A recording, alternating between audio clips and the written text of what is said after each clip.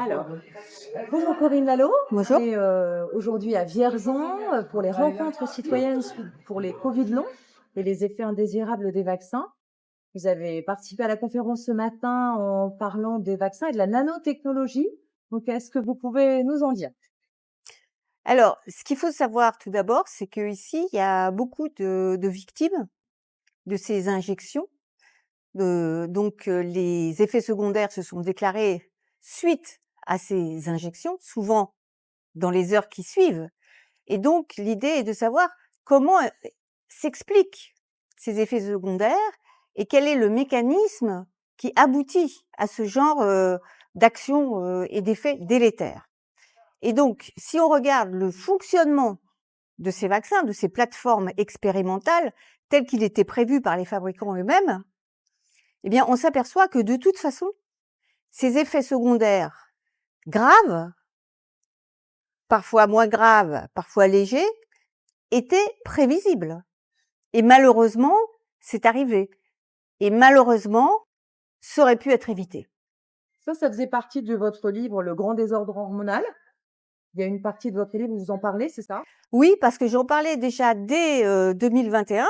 J'ai écrit un livre qui s'appelle Le grand désordre hormonal sur tout ce qui peut altérer le système hormonal et en particulier, comme les vaccins avaient commencé et que j'avais étudié le mode de fonctionnement de ces vaccins et en particulier le fait que ces nanoparticules vont aller se loger, par exemple, dans les ovaires ou dans les testicules, eh bien, évidemment, ça a une répercussion sur le système hormonal et ensuite sur la fertilité. Et c'est ce qui s'est passé. En 21, c'était le tout début. Mais si on écoutait les femmes, on savait déjà que les femmes avaient signalé des troubles du cycle importants, des troubles des règles, des hémorragies, des femmes qui n'avaient plus leurs règles, des femmes en âge de procréer qui ne pouvaient pas procréer, et même des femmes ménopausées qui se remettaient à avoir des règles. Donc il y avait un désordre complet qui était déjà signalé en 2021. Et malheureusement, on pouvait comprendre pourquoi si on regardait les dossiers des essais cliniques qui avaient été fournis par les fabricants de vaccins, Moderna et Pfizer. Ces dossiers, on a pu les avoir, notamment parce qu'il y a eu des procès en justice aux États-Unis et que la justice américaine a forcé Moderna et Pfizer et la FDA. La FDA, c'est l'agence de régulation américaine. La justice les a forcés à publier et à rendre publics les dossiers d'homologation des injections vaccinales. Et la FDA ne voulait donner les dossiers que 75 ans plus tard. Oui, quelques pages par jour, ce qui revenait à 75. 75 ans. Or, les troubles des règles et les troubles du cycle, les cancers les turbocancers, les myopathies, les myocardites et les effets cérébraux, énormément d'effets neurotoxiques, eux, ils étaient là. Ils attendaient pas 75 ans, ils étaient déjà là. Et donc, la justice américaine a forcé la FDA et les labos à publier ces dossiers. Ça fait des années que vous travaillez sur la santé et l'environnement. En fait, vous aviez déjà travaillé sur les vaccins dans le cadre de votre livre Le grand désordre hormonal. Donc, en fait, il y a plus grand chose à faire comme pas pour arriver à ces vaccins Covid, en fait. Faut que vous penchiez sur le sujet et recherchiez, Oui, où il fallait aller. c'est dans la logique. Voilà, C'est dans la logique. De toute façon, j'avais déjà fait un reportage il y a 10 ans sur la grippe H1N1 qui était déjà une fausse pandémie et dont l'objectif était aussi d'arriver à des vaccinations. Mais ça n'avait pas marché, les Français n'étaient pas allés se faire vacciner à 6%, tandis que là, ça a marché. 10 ans plus tard, ils ont réitéré, mais là, ça a marché parce que à 80%, officiellement, les Français sont allés se faire vacciner avec un médicament expérimental qui ne fonctionne pas du tout de la même façon que les vaccins classiques. Alors, les vaccins classiques avaient déjà des effets secondaires, étaient déjà toxiques, avaient déjà des effets de toxicité en raison même de leurs composants. Ça, c'est les vaccins classiques. Mais les vaccins classiques, quand on les injecte, ils restent en dehors des cellules.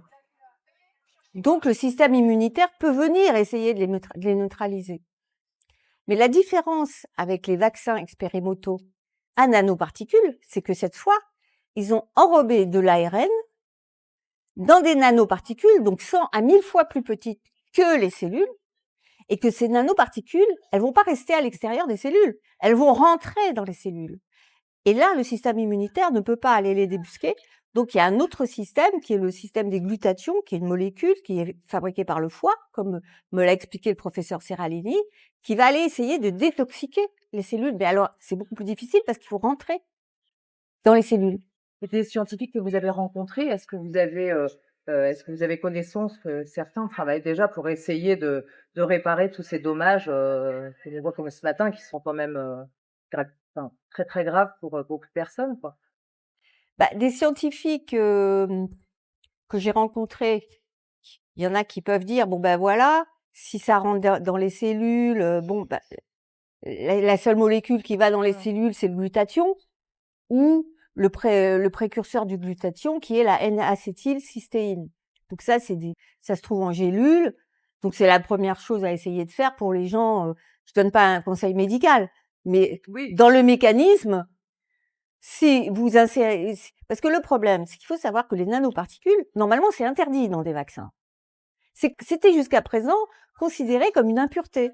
On ne devait pas avoir de nanoparticules parce que plus une particule est petite, plus elle est toxique. C'est comme vous prenez les particules fines dans l'atmosphère suite de la pollution des voitures ou des transports. Vous avez les particules fines, ultra fines. Plus c'est fin, plus ça va profond dans les bronches et dans. Oui, nos filtres naturels, Voilà, donc plus c'est petit et plus c'est toxique. Et là, les nanoparticules des vaccins, c'est la plateforme même de fabrication, ce sont des nanoparticules. Donc extrêmement petites.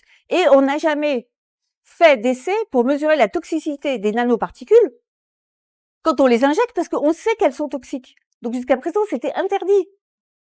Et là, tout d'un coup, un vaccin expérimental, des nanoparticules qui normalement sont interdites, et des autorités sanitaires qui, évidemment, vont pas chercher à regarder les effets secondaires puisque c'est elles qui ont autorisé.